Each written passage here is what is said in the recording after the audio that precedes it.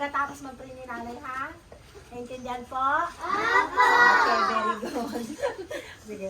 Lord Jesus, maraming pong salamat sa another po na pagkain na aming pagsasalo-salon po ngayon. Salamat sa mga pagpapala na iyo pong ipinagkaloob. Salamat din po sa kalakasan at kalusugan na iyo pong ibinagkaloob sa amin sa loob ng isang taon. Nalagay po sa bayan Linlin. Salamat Lord Jesus sa pag-ibig po sa kanya.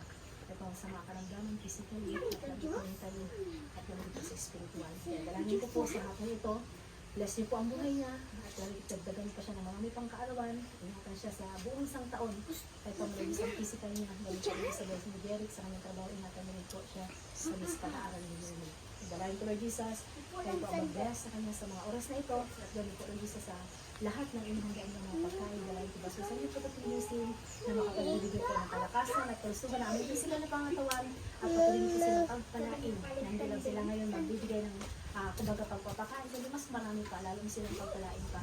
At sabi nga lang Jesus, the more you give, the more you receive. Kaya pagpalain niyo po, maging mga birthday celebrant, at lalong po aming pagsalo-salo kayo paman sa hapon ito. At lalong ko, kayo po ang patuloy na magdagdag pa ng maraming kaalawan at pumarin ni Jesus another gift na nanggagaling sa iyo, humain na sa second baby para na Jesus doon sa kumbaga kapatid ni Yomi.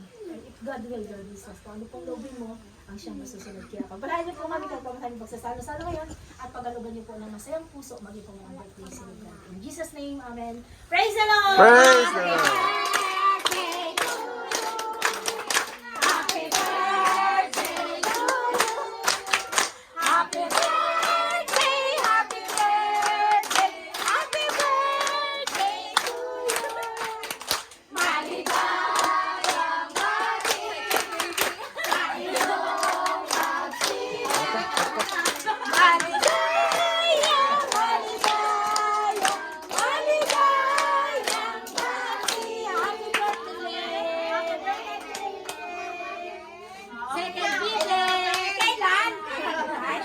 Bunso, bunso, bunso.